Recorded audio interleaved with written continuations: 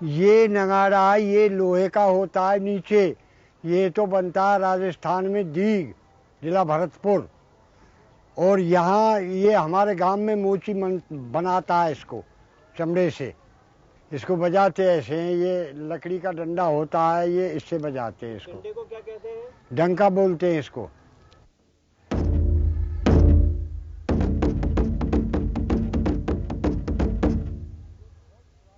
ये बहुत प्राचीन साज है, सबसे प्राचीन साज है जनाब। ये कम से कम 2000 पुराना साल पहला साज है।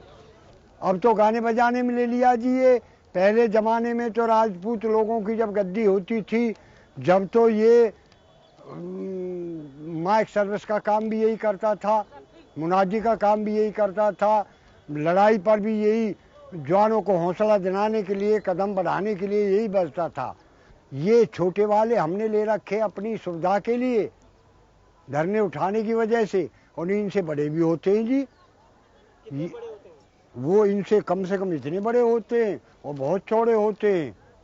वो वजन में भी ज़्यादा होते हैं जी। ये 1.25 मन का है, वो 2 मन तक के होते हैं नगाड़े।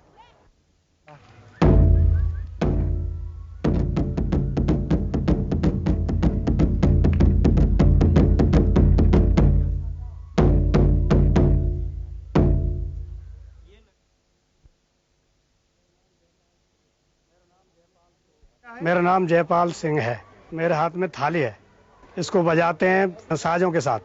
ये बेरिया लकड़ी का हल्के वाला डंडा होता है।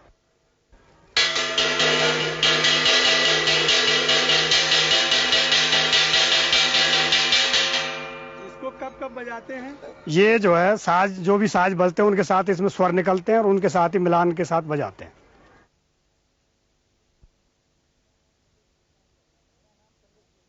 मेरा नाम पंडित शीशराम शर्मा है। गांव बंचारी का रहने वाला हूं, डिस्ट्रिक्ट फरीदाबाद, हरियाणा। हम इस म्यूजिक के साथ, इस वाद्य यंत्रों के साथ ये चिमटा बजाता हूं और इसके साथ डांस भी करता हूं। इनको हम छैने बोलते हैं जी। इसमें 40 छैने होते हैं। इसको कैसे बजाते हैं? ऐसे बजाते हैं।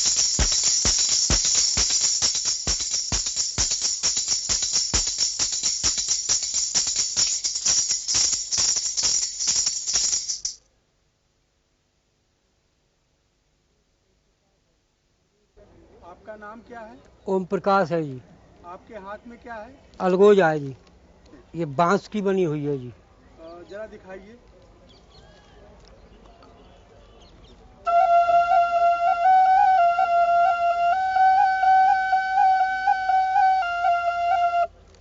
कब से आप इसको बजा रहे हैं? मैं बजा रहा हूँ जी 50 साल से। मैं ग्वालियर है हो जी, तो मेरा ग्वालियर एक गुरु था, उससे सीखे जी। ये बनती किस चीज से है? ये वहाँ से है जी, बांस से। कितने छेद होते हैं इसमें? इसमें 5 याम है जी, 5 याम में 10 हैं। याम ये तो नर है जी और ये मादा है। कैसे पता लगता है कि इनके थोड़े थोड़े फर्क हैं बोलन में। एक को थोड़ा सा ऊंचा है जो नर है, और जो नारी है उसका थोड़ा नीचा है।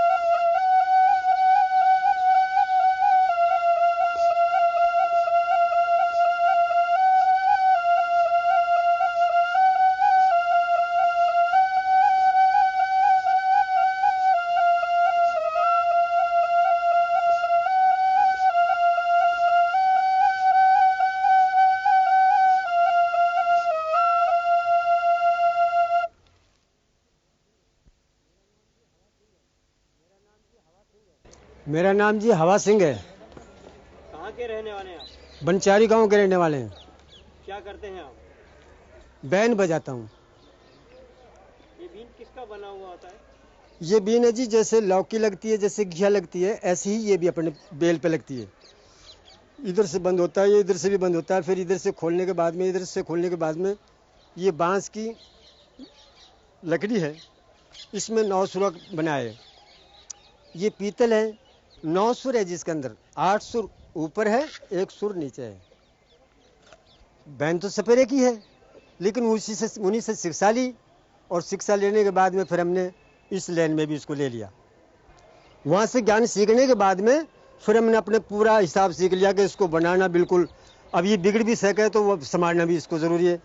इसको अपने हाथ से ही सीख लिया, बनाना, बिगड़ जाना, संभाल लेना, सब कुछ अपने हाथ से सीख लिया।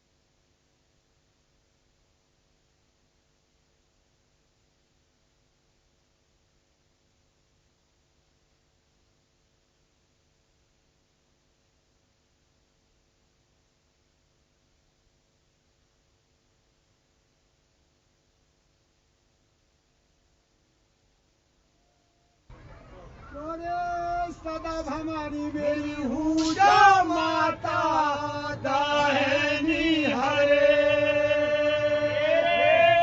सदा हमारी मेरी पूजा माता दाहिनी हरे, सदा हमारी मेरी पूजा माता दाहिनी हरे,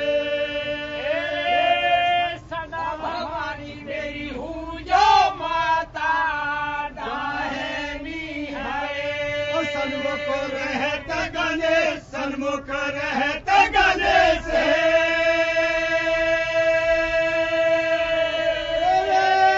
पांच देव रक्षा करे, कोई बिरमा बेसन मार तुम तो आज भवानी, तुम तो आज भवानी,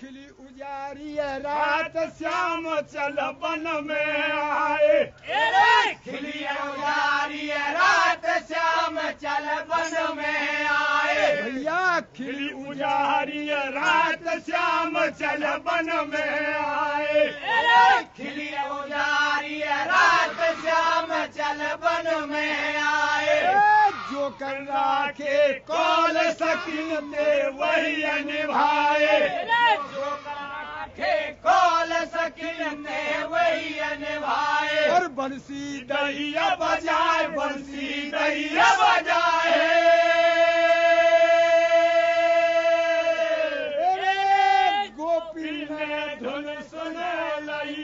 कोई घर अंगना ना सो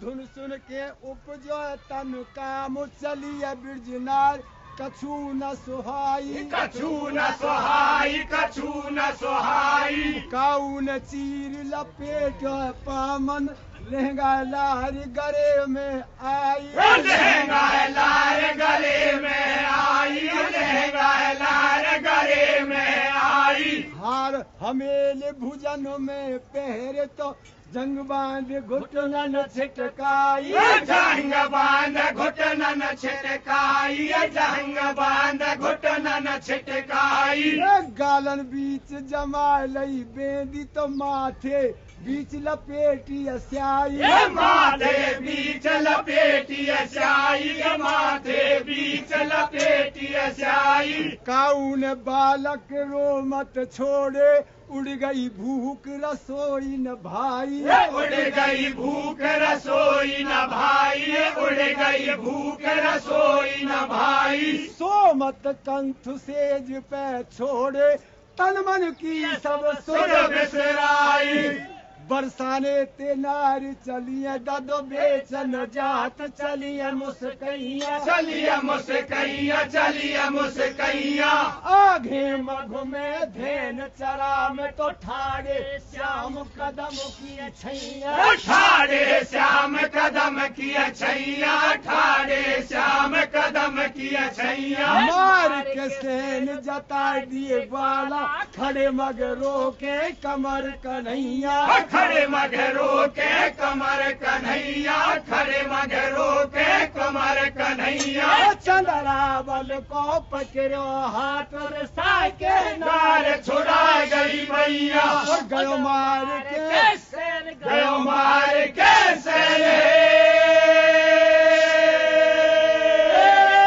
जुर्म के सबरी सकी जब चलिए उल्हानो प्यारे